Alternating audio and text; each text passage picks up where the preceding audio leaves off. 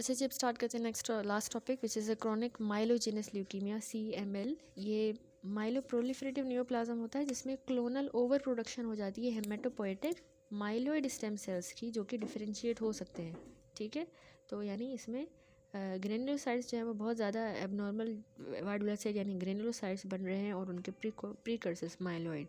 ठीक है, तो क्रॉनिक ल्यूकीमिया है यानी बोन मैरो और ब्लड क्लॉट डिसऑर्डर है, स्पेसिफिकली माइलोइड ब्लड सेल्स को अफेक्ट कर रहा है। तो 90% में CML के केसेस में जो कॉज है वो स्पेसिफिक एक जेनेटिक एबनॉर्मलिटी होती है, याद रखिए वो होता है फिलाडेल्फिया क्रोमोसोम। ठीक है, ये एक्वायर्ड चेंज है, इनहेरिटेड नहीं होता है। इसमें क्या होता है कि piece of chromosome number 9 and piece of chromosome number 22 9 and 22 आपस में स्वैप हो जाते हैं, तो उससे एक न्यू फ्यूजन जीन बनता है जिसको हम कहते हैं BCR ABL1। ये एबनॉर्मल जीन है जो एक ऐसी प्रोटीन बनाएगा जिसको हम कहते हैं टायरोसिन काइनेज, और वो प्रोटीन वाइट ब्लड सेल्स को आउट ऑफ कंट्रोल ग्रो करवाएगी। ठीक है, तो ये इसमें मेन कॉज होता है CML में।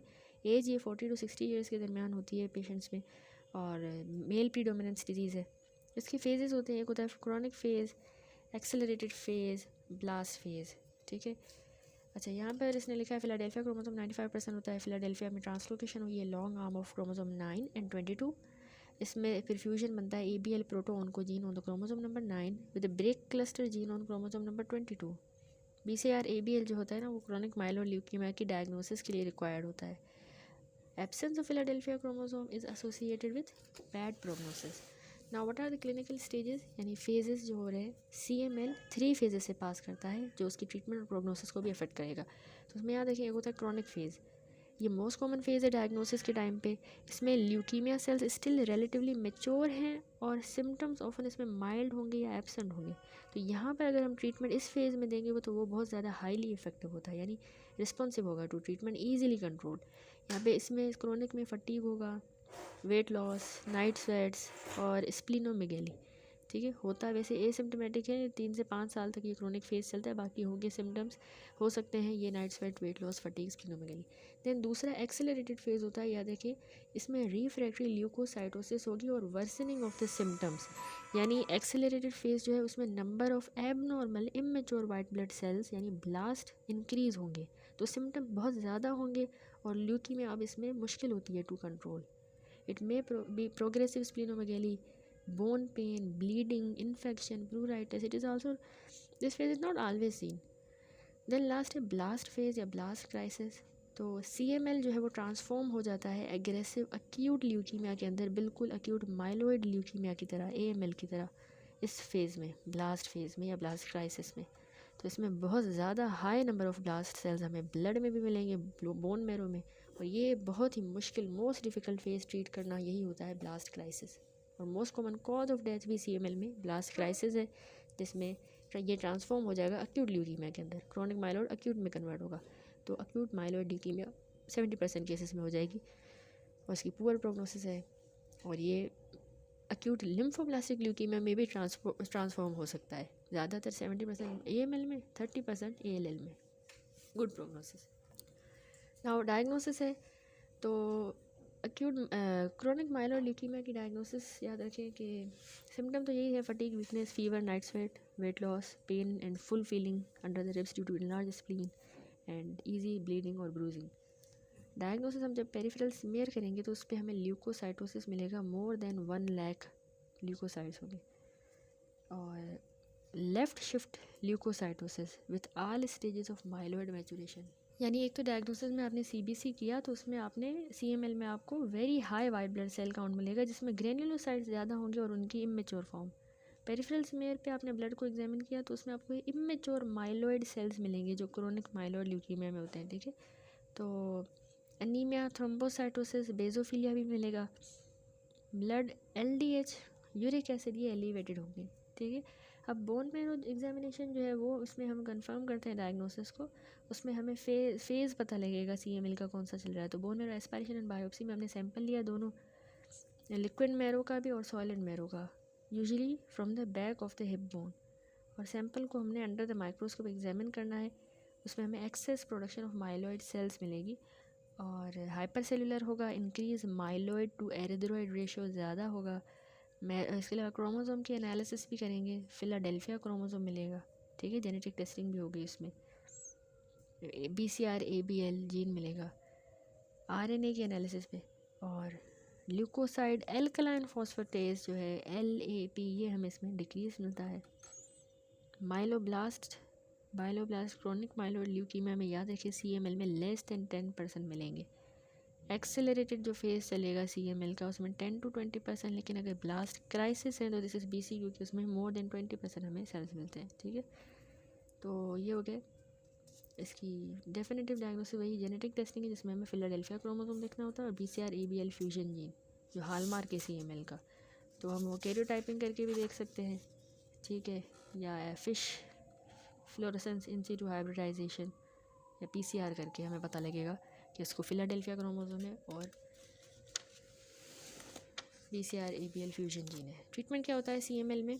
टायरोसिन काइनेज इनहिबिटर होता है इमातिनेब, ये इसमें ड्रग ऑफ चॉइस होती है। वैसे CML का ट्रीटमेंट रिवोल्यूशनाइज हुआ है by class targeted drug which has the tyrosine kinase inhibitor, जिसमें इमातिनेब, नीलोतिनेब, दासातिनेब। ठीक है, तो ये टायरोसिन काइनेज इनहिबिटर क्या करेंगे, ये ना इसे ब्लॉक करते हैं स्पेसिफिकली जो एक्शन है ना एबनॉर्मल टायरोसिन काइनेज प्रोटीन का produce by the BCR-ABL1 gene, उसको ब्लॉक करेंगे।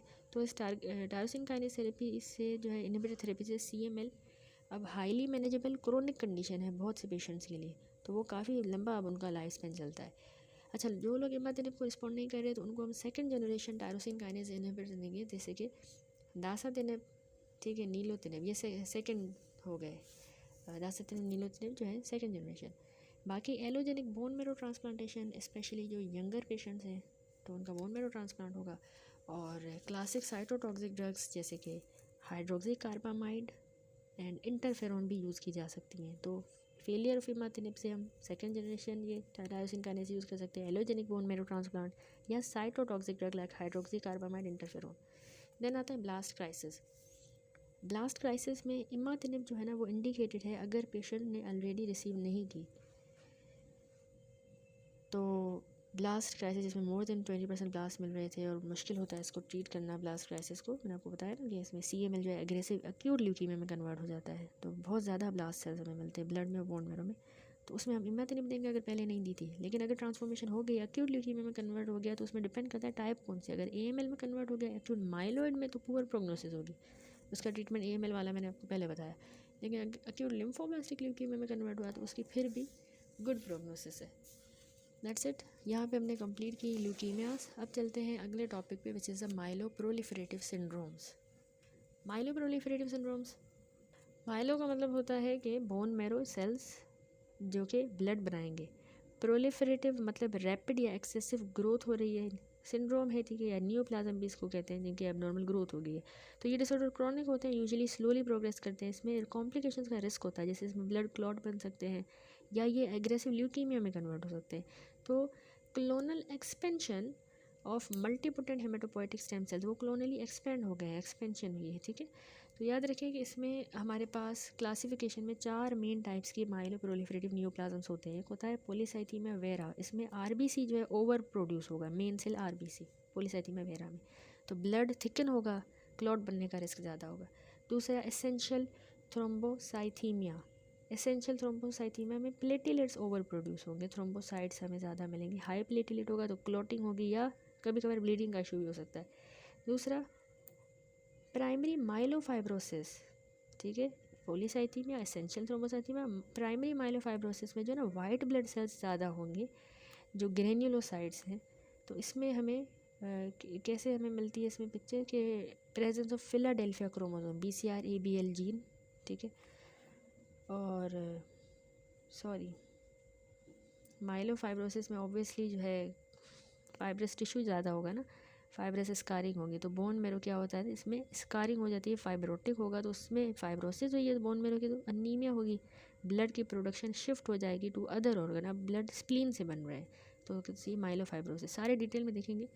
और चौथा है वाइट ब्लड सेल डिसऑर्डर जिसमें हो रहा है क्रॉनिक माइलोइड ल्यूकीमिया CML, इसमें फिलाडेल्फिया क्रोमोसोम BCR-ABL हम डिस्कस करके आए अभी, ठीक है। तो ये चारों जो हैं 4 माइलोप्रोलिफरेटिव नियोप्लाज्म सिंड्रोम्स होते हैं, polycythaemia vera, chronic myeloid leukaemia, essential thrombocythaemia and myelofibrosis, ठीक है। तो सबसे पहला टॉपिक डिटेल में देखेंगे polycythaemia vera. Polycythaemia vera type of myeloproliferative neoplasm है जिसमें बोन मेरो बहुत ज़्यादा आरबीसी बना रहा है, बहुत ज़्यादा वाइट ब्लड सेल्स और प्लेटिलेट्स भी ऑफन। तो रुब्रा का वर्ड रेड से निकला है, यानी कि इसमें कैरेक्टरिस्टिक रेडी या रेड कम्प्लेक्शन होता है इन पेशेंट्स का, क्योंकि इनमें high volume of red blood cells उनकी सर्कुलेशन में, इसलिए हम इनको रुब्रा कह रहे हैं। तो ये स्लो ग्रोइंग ब्लड कैंसर ही है पॉलीसाइथीमिया रुब्रा वेरा, यानी माइलोप्रोलिफरेटिव न्यूप्लाज्म की टाइप है। ओवर प्रोड्यूस हो रहे हैं आरबीसीज, ब्लड थिकन होगा, विस्कोसिटी फ्लो उसका स्लो हो जाएगा। तो यही मेन रीज़न है जिसकी वजह से इसमें कॉम्प्लिकेशन होती हैं। ठीक है, increase in the RBC mass with और without increase in the granulocyte हो भी सकते हैं या नहीं भी, with granulocyte platelet and absence of the physiological stimulus. कोई ऐसा स्टिमुलस भी नहीं है फिजियोलॉजिकल, आरबीसी तो बढ़ रहे हैं, ग्रेनुलोसाइट और प्लेटिलेट हो भी सकते हैं, नहीं भी हो सकते। तो माइलोप्रोलिफरेटिव क्लोनल एक्सपेंशन हुई है माइलॉइड स्टेम सेल्स की, RBC increase, granulocyte, platelet, mast cell. So what are the clinical features? इसमें एक तो ये जेनेटिक कॉज होता है, 90% ये जो होते हैं ना पेशेंट, उनमें एक तो JAK2 V617F ये एक म्यूटेशन होती है, उसकी वजह से इनको होता है polycythaemia rubra vera. Acquired mutation की वजह से ब्लड सेल इंडिपेंडेंटली ग्रो कर सकते हैं ऑफ द नॉर्मल स्टिमुलस। ठीक है, तो ये एक्वायर्ड म्यूटेशन होती है इस जीन में। इनमें रिस्क और कॉम्प्लिकेशन याद रखें कि एक तो ब्लड इनका स्लो मूव कर रहा है, थिकन हो गया, तो उनको थ्रोम्बोसिस का रिस्क ज़्यादा है, ब्लीडिंग, प्रोग्रेशन। तो हाइपर विस्कोसिटी हो रही है, एरिथ्रोसाइटोसिस, उसकी वजह से headache, dizziness, tinnitus, blur vision होगा। दूसरा थ्रोम्बोसिस होगा, ऑब्वियसली हाइपर विस्कोसिटी है, थ्रोम्बोसाइटोसिस है, तो MI का risk stroke, deep vein thrombosis का ज़्यादा है। बर्चियारी सिंड्रोम होगा, यानी हेपेटिक वेन्स की थ्रोम्बोसिस हो जाएगी। एमोरोसिस फ्यूगैक्स, ट्रांजिएंट ब्लाइंडनेस हो जाएगी, उसको कहते हैं एमोरोसिस फ्यूगैक्स, या उसके अलावा ओक्यूलर माइग्रेन। ठीक है, देन अदर्स में इनको ब्लीडिंग, एपिस्टेक्सिस होगा, easy bruising from abnormal platelet function. Pruritus हो रहा है after the hot bath due to increase histamine from the basophil. ठीक है, बेजोफिल से हिस्टामिन ज़्यादा है तो इसीलिए प्रूराइटस हो रहा है। तो ये कॉमन सिम्टम्स है। ठीक है, और पेप्टिक अल्सर क्यों हो रहा है? क्योंकि हिस्टामिन बेजोफिल से ज़्यादा रिलीज़ हो रहा है। गाउट हो रहा है क्योंकि यूरिक एसिड ज़्यादा बन रहा है due to the cell turnover. अच्छा, तो यानी यही है, थ्रोम्बोसिस है, ब्लीडिंग है और प्रोग्रेस भी कर सकता है ये AML की तरफ। कॉमन सिम्टम है हाइपर विस्कोसिटी वाले सिम्टम्स हो गए, tinnitus, headache, blur vision, skin में इचिंग हो रही है वार्म बाथ के बाद, tingling sensation head net feet की, जिसको एरिथ्रोमिलेल्जिया कहते हैं। सिस्टेमिक में इनको फटीग रहेगा, night sweat, unexplained weight loss, spleen में फुलनेस महसूस होगी, पेन अंडर द रिब्स क्योंकि स्प्लीन इनलार्ज है, स्प्लीनोमेगेली, प्लेथोरा होगा, red face, hypertension, engorged retinal vessel. तो इसकी लैब फाइंडिंग में एक तो हीमोग्लोबिन हमें 18.5 ग्राम पर डेसीलीटर से ज़्यादा मिलती है मेन में, और 16.5 ग्राम पर डेसीलीटर से ज़्यादा हमें वुमेन में हीमोग्लोबिन मिलेगी। तो हम कहते हैं this is polycythaemia. 18 above main, 18.5 और 16.5 फीमेल। अच्छा, इनका प्लाज्मा वॉल्यूम एक तो इंक्रीज़ होता है, only type of polycythaemia with increased plasma volume. Erythropoietin level में डिक्रीज़ मिलेंगे, ओनली टाइप ऑफ, यानी रुब्रा वेरा में प्लाज्मा वॉल्यूम ज़्यादा है लेकिन इसमें एरिथ्रोपोइटिन कम होगा। ये ओनली टाइप ऑफ पॉलीसाइथीमिया है जिसमें EPO लेवल कम है। तो एरिथ्रोपोइटिन नहीं है फिर भी RBC ज़्यादा बन रहे हैं क्योंकि ये माइलोप्रोलिफरेटिव है, न्यूप्लास्टिक है। ऑक्सीजन सेचुरेशन नॉर्मल होगी। JAK2 की म्यूटेशन हमें जो है 95% केसेस में मिलेगी। बोन मेरो देखेंगे तो वो हाइपर सेलुलर है, आयरन उसमें डिक्रीज है, मेगा कैरियोसाइटिक हाइपरप्लेजिया भी हुआ है, और absence of the Philadelphia chromosome. तो याद रखें पॉलीसाइथीमिया रुब्रा वेरा में जो ट्रीटमेंट है उसमें हम फ्लेबोटोमी करते हैं, वेनस सेक्शन। ये 400 to 500 ब्लड हमने रिमूव करना होता है और ये हर 5 से 7 दिन के बाद किया जाता है। फास्टेस्ट और प्राइमरी यही ट्रीटमेंट है ताकि रेड सेल का काउंट कम हो और ब्लड थिकनेस सही हो। तो बिल्कुल डोनेटिंग ब्लड की तरह है, तो रेगुलरली किया जाएगा ताकि इनका हेमाटोक्रिट सेफ रेंज में रहे। ठीक है, तो टारगेट हेमाटोक्रिट 45 से कम रखना होता है मेल्स में और 42 से कम विमेंस में। दूसरा, हम इसमें लो डोज एस्पिरिन इसलिए देते हैं क्योंकि ब्लड क्लॉट का रिस्क है, तो उसको रिड्यूस करने के लिए। हाइड्रोक्सी यूरिया, ये cyto reductive therapy, hydroxy urea high risk patient में, ताकि जो है उनका रेड ब्लड सेल काउंट जो है लो हो, ब्लड सेल काउंट जैसे RBC, वाइट सेल प्लेटलेट। बाकी सपोर्टिव है, सपोर्टिव में हम गाउट के लिए एलोपिरिनोल देंगे, प्रूराइटिस के लिए हम एंटीहिस्टामिन दे सकते हैं। ठीक है, दैट्स इट। तो ये ट्रीटमेंट कंप्लीट हुआ। क्लिनिकल पहले कि इसमें लैब जो है ल्यूकोसाइड अल्कलाइन फॉस्फेटेज वो हमें पॉलीसाइथीमिया वेरा में इंक्रीज़ मिल रहा है, लेकिन CML जो हम पढ़ के आए क्रोनिक माइलोइड ल्यूकीमिया में हमने देखा कि ल्यूकोसाइड अल्कलाइन फॉस्फेटेज हमें डिक्रीज़ मिल रहा था। ऐसा क्यों? क्योंकि पॉलीसाइथीमिया वेरा में देखें एक्सेस जो है ना न्यूट्रोफिल्स बहुत ज़्यादा मेच्योर और फंक्शनली नॉर्मल प्रोड्यूस हो रहे हैं ना, तो उससे नॉर्मल या इंक्रीज एंजाइम हमें मिलेगा, हाई एक्टिविटी है। ठीक है, तो इसीलिए लैब का एक्सप्रेशन पॉलीसाइथीमिया में ज़्यादा है, क्योंकि एंजाइम अल्कलाइन फॉस्फेटेज जो है हमारे न्यूट्रोफिल्स के साइटोप्लाज्म में होता है। CML में लेकिन ल्यूकीमिया हो रही है, ल्यूकीमिक सेल्स तो वो इमेच्योर हैं, और मैच्योर ग्रेनुलोसाइट्स तो वो डिफेक्टिव होते हैं। तो इसीलिए डिफेक्टिव होते हैं, इसीलिए उनमें डिक्रीज या एब्सेंट कंटेंट होता है लैप एंजाइम का, ठीक है। BCR-ABL जीन म्यूटेशन होती है ना, इस वजह से यहाँ पे जैक की म्यूटेशन है। अब टाइप्स ऑफ पॉलीसाइथीमिया पे आ जाए। पॉलीसाइथीमिया रेफर करता है कि haemoglobin level upper limit of the normal से एलिवेटेड हो। तो मैंने कहा ना, हीमोग्लोबिन मैन में अगर 18.5 से ज़्यादा है, फीमेल्स में 16.5 ग्राम पर डेसीलीटर से, तो हम उसको कहते हैं पॉलीसाइथीमिया। तो डिफरेंट टाइप्स हैं, इसमें से BCQs भी आते हैं। डिफरेंट टाइप्स ऑफ पॉलीसाइथीमिया आपको पता होनी चाहिए कि एक होता है प्राइमरी पॉलीसाइथीमिया। अच्छा, प्राइमरी पॉलीसाइथीमिया जो होता है ना, ये एक माइलो प्रोलिफरेटिव डिसऑर्डर ही होता है। इसमें एग्जांपल आती है पॉलीसाइथीमिया वेरा। एक्चुअली इसमें इंट्रिंसिक बोन मेरो का मसला है, माइलो प्रोलिफरेटिव नियोप्लाज्म है, तो बोन मेरो बहुत ज़्यादा RBC बना रहा है regardless of the body need. तो यहाँ पे जो मसला है वो हमने कहा ना कि एरिथ्रोपोइटिन नॉर्मल होगा या लो होगा। JAK2 की म्यूटेशन लेकिन इनमें होती है, तो इनमें फिर हमें लैब फाइंडिंग में RBC मास ज़्यादा मिलता है पॉलीसाइथीमिया। अच्छा, इसमें पॉलीसाइथीमिया वेरा इंक्रीज है और ऑक्सीजन सेचुरेशन नॉर्मल मिलती है। एरिथ्रोपोइटिन भी नॉर्मल ही होता है या इवन लो होता है प्राइमरी पॉलीसाइथीमिया में, ठीक है। दूसरी होती है एप्रोप्रिएट सेकेंडरी पॉलीसाइथीमिया। अब इसमें जो है ना, अंडरलाइंग वजह यही है एप्रोप्रिएट सेकेंडरी में। Appropriate polycythemia that is increase EPO due to tissue hypoxia, यानी ये क्रोनिक हाइपोक्सिया के रिस्पॉन्स में बॉडी ने EPO ज़्यादा बनाया है फिर पॉलीसाइथीमिया का कंपनसेट करने के लिए। तो इसमें हमें EPO के लेवल हाई मिलेंगे और हम अंडरलाइन कॉज को ही ट्रीट करेंगे। वहाँ तो ये था कि हम साइटो रिडक्शन दे रहे थे ताकि RBC कम बने और फ्लेबोटोमी कर रहे थे ताकि लोड कम हो ट्रीटमेंट में। यहाँ पे फिर हमें अंडरलाइन कॉज को सही करना होगा, lung function, apnoea, sleep apnoea, उसको सही करेंगे। फ्लेबोटोमी यहाँ पे अवॉइड करनी होती है अनलेस सिवियर सिम्टम अकर।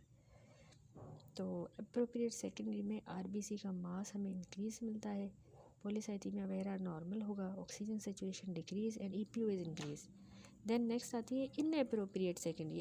इनएप्रोप्रिएट सेकेंडरी पॉलीसाइथीमिया जो है, यहाँ पर EPO इंडिपेंडेंटली प्रोड्यूस हो रहा है, बॉडी की ऑक्सीजन की नीड भी नहीं है, independent of the body oxygen need, बस EPO ज़्यादा बन रहा है किसी एक्टोपिक साइड से बिना किसी हाइपोक्सिया के।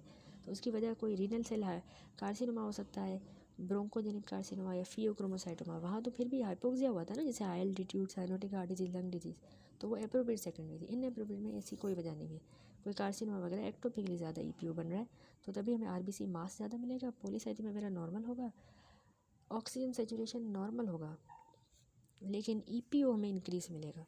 लास्ट है रिलेटिव पॉलीसाइथीमिया। इसमें होता है रिलेटिव में हमेशा जैसे डिहाइड्रेशन वगैरह हो गई तो क्या होता है कि प्लाज्मा का वॉल्यूम डिक्रीज़ हो जाएगा, तभी हमें रेड सेल का काउंट ज़्यादा लग रहा है, लेकिन total number of red cell normal है। डिहाइड्रेशन की वजह से वो मास रेड सेल का वॉल्यूम जो है, प्लाज्मा का वॉल्यूम क्योंकि रिड्यूस हो गया तो रेड सेल का काउंट हमें ज़्यादा अपीयर हो रहा है, तो नॉर्मल रेड सेल मास ही होगा इसमें, ठीक है। RBC का मास नॉर्मल है, जैसे RBC का मास जो है सब में इंक्रीज़ हो रहा था, यहाँ नॉर्मल होगा। यहाँ पे जो प्लाज्मा पॉलीसाइथीमिया वेरा जो है वो डिक्रीज है, ऑक्सीजन सॉरी प्लाज्मा वॉल्यूम, ये PV इज प्लाज्मा वॉल्यूम। तो प्लाज्मा वॉल्यूम प्राइमरी में इंक्रीज था, सेकेंडरी में नॉर्मल था, सॉरी एप्रोप्रिएट सेकेंडरी में नॉर्मल था, इन एप्रोप्रिएट सेकेंडरी में भी नॉर्मल है, लेकिन यहाँ प्लाज्मा वॉल्यूम डिहाइड्रेशन डायरिया इनकी वजह से डिक्रीज है। और यहाँ ऑक्सीजन सेचुरेशन भी नॉर्मल होगी, EPO भी नॉर्मल है, सिर्फ RBC का मास ज़्यादा है due to decrease plasma volume, ठीक है। तो ये डिफरेंट टाइप्स ऑफ पॉलीसाइथीमिया होती हैं। और उसके बाद नेक्स्ट टॉपिक स्टार्ट करते हैं विच इज़ एसेंशियल थ्रोम्बोसाइथीमिया, ठीक है। सेकंड टाइप थी ये माइलोप्रोलिफरेटिव नियोप्लाज्म की।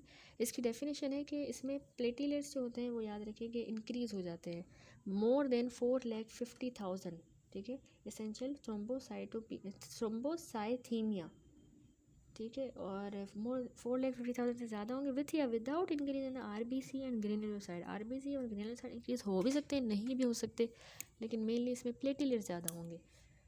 तो क्या होता है कि इसमें ना क्लोनल प्रोलिफरेशन हो जाती है मेगा कैरियोसाइट्स यानी प्लेटिलेट्स की, जिसकी वजह से परसिस्टेंटली एलिवेटेड प्लेटिलेट्स होंगे एबनॉर्मल फंक्शन के साथ, ठीक है, और फंक्शन उनका एबनॉर्मल है।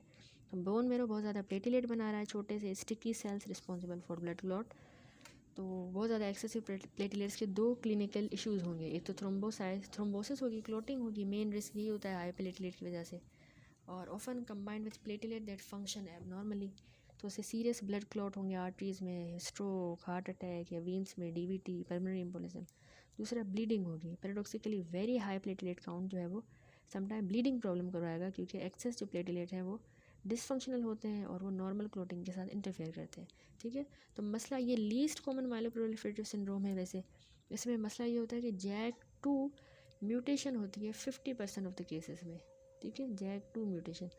क्लिनिकल फीचर ऐसे हैं कि थ्रोम्बोसिस और हेमरेज जो है ये मेजर इसकी मैनिफेस्टेशंस हैं। थ्रोम्बोसिस और हेमरेज होता है इसमें। वैसे तो इसके कोई सिम्टम नहीं होते, ड्यूरिंग रूटीन CBC जो है टेस्ट ये डायग्नोज होते हैं, सिम्टम नहीं होते, लेकिन ऑफन क्लोटिंग या पुअर ब्लड फ्लो वाले होंगे। एक तो वेजोमोटर सिम्टम होते हैं ब्लड फ्लो से रिलेटेड, वो याद रखें कि इसमें एरिथ्रोमेलाजिया होता है, यानी बर्निंग थ्रोबिंग किस्म का पेन होगा और हाथों पैरों पे रेडनेस भी होगी और बर्निंग थ्रोबिंग पेन। तो ये ऑफन लो डोज एस्पिरिन से सही हो जाता है, और हेडेक, डिजीनेस और विजुअल डिस्टर्बेंस भी होती है, ठीक है। तो ये एक्चुअली जो माइक्रोथ्रोम्बा बनाए ना प्लेटलेट एग्रीगेट, उसकी वजह से हो रहा है। It can be seen in the plasma volume if the platelet count is high. Thrombosis होगा, हेमरेज मेजर मैनिफेस्टेशन यही है, माइक्रोवास्कुलर ओक्लूजन, आर्टीरियल या venous thrombosis, atypical chest pain, light headedness, ठीक है। जनरल सिम्टम में इनको fatigue, night sweat, weight loss, splenomegaly होती है इनमें, ठीक है। तो ये एसेंशियल थ्रोम्बोसाइथीमिया। डायग्नोसिस के लिए हम जब बोन मैरो में देखेंगे ना, तो हमें मेगागैरोसाइट का एक तो हाइपरप्लेजिया मिलेगा, फिलाडेल्फिया नहीं है उसमें, और कोलेजन फाइब्रोसिस नहीं होगी। बाकी जो आयरन स्टोर्स हैं वो भी हमें इसमें नॉर्मल मिलेंगे। पेरिफेरल स्मीयर जब हम करेंगे तो उसमें हाइपोग्रेनुलर प्लेटलेट्स मिलेंगे, large hypogranular platelets, mild leukocytosis. Treatment क्या है? Low risk and high risk patient. Low risk जो होते हैं पेशेंट्स, उनकी एज लेस देन 40 ईयर्स जो है वो लो रिस्क पे हैं। प्लेटलेट काउंट जिनका 1 लाख से कम है तो वो लो रिस्क पे हैं, ठीक है। और नो हिस्ट्री ऑफ थ्रोम्बोसिस हो तो उसमें हमने एस्पिरिन देनी है, and no need for cyto reduction, ठीक है। साइटो रिडक्शन यानी प्लेटलेट लोवरिंग थेरेपी होती है, हाई रिस्क वालों को ही देते हैं जो 60 से ऊपर हो, जिनमें ब्लड क्लॉट की हिस्ट्री हो या वेरी हाई प्लेटलेट हो। तो उनमें हाइड्रोक्सी यूरिया जैसे hydroxy carbamide first line drug है। इंटरफेरोन अल्फ़ा देंगे जो पेशेंट यंग है या प्रेग्नेंट होने चाह रही हैं फीमेल्स वुमेन, तो उनको फिर अल्फ़ा इंटरफेरोन या एनाग्रेलाइड, ठीक है। एनाग्रेलाइड ये भी स्पेसिफिकली ब्लड का प्लेटलेट काउंट को लोअर करता है, significantly affecting the other blood cells. तो एस्पिरिन या no need for cyto reduction हम इसमें लो रिस्क में। बाकी हाई रिस्क वाला जो 40 से अबव है, प्लेटलेट काउंट 1 लाख से ज़्यादा है, वहाँ लेस देन 1 लाख या थ्रोम्बोसिस की हिस्ट्री है, तो एस्पिरिन के साथ हमें ये साइटो रिडक्शन देनी होगी, हाइड्रोक्सी यूरिया या एनाग्रेलाइड या interferon alpha. That's it. Then यहाँ पे कंप्लीट होता है टॉपिक एसेंशियल थ्रोम्बोसाइथीमिया। देन आता है कुछ क्लिनिकल पल्स थ्रोम्बोसाइटोसिस से रिलेटेड।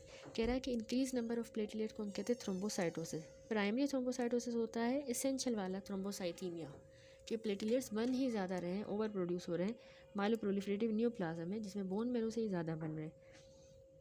और उसकी वजह हमने देखी कि ड्राइवर म्यूटेशन आ जाती है JAK2 में। दूसरे भी जीन्स होते हैं CALR या MPL में। खैर अगर ये तीनों म्यूटेशन ना हो तो उनको ट्रिपल नेगेटिव एसेंशियल थ्रोम्बोसाइथीमिया भी कहा जाता है, ठीक है। खैर अगर वो यानी एसेंशियल थ्रोम्बोसाइथीमिया ये प्राइमरी थ्रोम्बोसाइटोसिस है। जो सेकेंडरी थ्रोम्बोसाइटोसिस होती है ना, उसको हम रिएक्टिव थ्रोम्बोसाइटोसिस कहते हैं। सेकेंडरी वाली रिएक्टिव है तो किसी कंडीशन की वजह से हुई होगी ना, प्लेटलेट्स बड़े होंगे वो, जैसे कि इन्फ्लामेशन में अगर र्यूमेटॉइड आर्थराइटिस है या इन्फ्लामेटरी बावल डिजीज़ है तो उसमें प्लेटलेट बढ़ेंगे। इन्फेक्शन से, अक्यूट ब्लीडिंग में, आयरन डेफिशिएंसी में भी आपने देखा है कि सेकेंडरी थ्रोम्बोसाइटोसिस होता है। इस पोस्ट स्प्लीनेक्टमी होता है हॉजकिंस डिजीज़ में, ठीक है। Acute bleeding, iron deficiency, inflammation, post splenectomy, Hodgkin's disease. उसके बाद आ जाए प्राइमरी माइलोफाइब्रोसिस। प्राइमरी माइलोफाइब्रोसिस जो है ये भी अगली टाइप आ गई माइलोप्रोलिफरेटिव न्यूप्लाज्म की। इसमें ना क्लोनल माइलोप्रोलिफरेशन होती है with reactive marrow fibrosis and extra medullary haematopoiesis, यानी बोन मैरो उसका फाइब्रोज हो गया, ख़राब हो गया, स्कार हो गया है। क्लोनल माइलोप्रोलिफरेशन ही हो रही है जिसमें रिएक्टिव मैरोफाइब्रोसिस है और एक्स्ट्रा मेडुलरी हेमेटोपोइसिस हो रहा है। यानी इसमें मसला ये होता है कि म्यूटेशन हो जाती है हेमेटोपोइटिक स्टेम सेल्स में, तो उनकी क्लोनल प्रोलिफरेशन होगी, एबनॉर्मल सेल्स बनेंगे। अब एबनॉर्मल सेल पार्टिकुलरली प्लेटलेट्स होते हैं, वो excessive amount of growth factor भी बनाते हैं और इन्फ्लामेटरी सेल्स केमिकल्स यानी कि साइटोकाइंस बनाएंगे, वही एबनॉर्मल सेल्स जो ज़्यादा बन रहे हैं। अब यही केमिकल्स जो हैं वो नॉन कैंसरस सेल्स को स्टिमुलेट करेंगे, जिसको हम कह रहे हैं फाइब्रोब्लास्ट को स्टिमुलेट करेंगे। तो ये केमिकल्स जो हैं वो क्या कर रहे हैं कि नॉन कैंसरस सेल्स को यानी फाइब्रोब्लास्ट को स्टिमुलेट करेंगे कि बहुत ज़्यादा कोलेजन बने और रेटिकुलन, तो उससे बोन मैरो बहुत स्कार हो जाएगा और डेंस हो जाएगा, ठीक है। देन दूसरा एक्स्ट्रा मेडुलरी हेमेटोपोइसिस, जैसे ही बोन मेरो स्कार हुआ है तो बॉडी अब क्या करिए, कंपनसेट करिए ना, ब्लड सेल की प्रोडक्शन को शिफ्ट करिए अदर ऑर्गन की तरफ, तो अब स्प्लीन की तरफ ज़्यादातर, लेस कॉमनली लिवर। तो अब abnormal red cell production outside the bone marrow हो रही है, उसको हम कह रहे हैं एक्स्ट्रा मेडुलरी हेमेटोपोइसिस, जिसकी वजह से कैरेक्टरिस्टिक इस डिजीज़ में मैसिव इनलार्जमेंट ऑफ स्प्लीन होती है, स्प्लीनोमेगेली। ठीक है। मसला हुआ क्या है, जेनेटिक मार्कर इसमें होते हैं, एक्वायर्ड ड्राइवर म्यूटेशन आती है इसकी डायग्नोसिस के लिए भी जो चाहिए वो है JAK2V617F, वो म्यूटेशन मिलती है। इसके अलावा CALR calreticulin mutation, MPL myeloproliferative leukaemia, तो ये म्यूटेशन होती है इसकी वजह से होता है। ठीक है। JAK2 gene mutation on the short arm of the chromosome 9, inappropriate release of fibrogenic factor for the neoplastic megakaryocyte. Two important factor are platelet derived growth factor, transforming growth factor beta. So diagnosis किस तरह होगी, एक तो हम bone marrow जब aspirate करेंगे तो उसमें हमें ड्राई मिलेगा क्योंकि ये माइलोफाइब्रोसिस है, तो ड्राई टाइप आपको मिलेगा। और इसके अलावा बोन मैरो बायोप्सी पे आपको सिवियर फाइब्रोसिस मिलेगी, वो रिप्लेस हुआ होगा रेटिकुलिन और कोलेजन के साथ। पेरिफेरल स्मीयर पे आपको लार्ज एबनॉर्मल प्लेटलेट्स मिलेंगे, ल्यूको एरिथ्रोब्लास्टिक रिएक्शन मिलेगा जिसमें आपको टीयर ड्रॉप सेल्स मिलते हैं, nucleated RBC, immature white blood cells. ठीक है। Immature white blood cell nucleated होंगे आरबीसी, टीयर ड्रॉप सेल्स मिलेंगे, इसको कहते हैं ल्यूको एरिथ्रोब्लास्टिक रिएक्शन, ये आपको मिलता है इस पे पेरिफेरल स्मीयर पे। और प्लेटलेट्स भी लार्ज एबनॉर्मल किस्म के होंगे। बाकी बोन मेरो बायोप्सी की उसमें फाइब्रोसिस है, रेटिकुलिन कोलेजन है और ड्राई टाइप मिला है। तो अब इसमें क्लिनिकल फीचर इंपॉर्टेंट है कि इनका शॉर्ट सर्वाइवल है, then the other myeloproliferative neoplasm, और इसका ट्रीटमेंट जो है ना रिस्क फैक्टर की बेसिस पे, एज, सिम्टम, ब्लड, तो वो ट्रीटमेंट मैं बताती हूँ। उससे पहले मैं आपको सिम्टम बताऊँ कि 3 मेन प्रॉब्लम होते हैं। एक तो मैरो फेलियर हुआ, अनीमिया होगा, स्प्लीन इनलार्ज है और सिस्टेमिक इन्फ्लामेशन। तो अनीमिया हुआ है तो उसमें देखें सिवियर फटीग, वीकनेस, पेलार और शॉर्टनेस ऑफ ब्रेथ, डिस्निया वगैरह। ठीक है। तो उससे जो है ये मैनिफेस्टेशन होगी। तो वजह क्या है, क्योंकि बोन मैरो स्कार हो गया ना तो आरबीसी बन नहीं रही। दूसरा स्प्लीनोमेगेली क्यों हो रही है, क्योंकि एक्स्ट्रा मेडुलरी हेमेटोपोइसिस हो रहा है। ठीक है। कॉन्स्टिट्यूशन में इनको ड्रेंचिंग नाइट स्वेट्स हो गया, अनएक्सप्लेन फीवर, वेट लॉस, ये साइटोकाइन क्योंकि ज़्यादा बन रहे हैं एबनॉर्मल सेल से। और ब्लड फिल्म पे ल्यूको एरिथ्रोब्लास्टोसिस ना, इमेच्योर रेड सेल्स ही होते हैं और वाइट सेल्स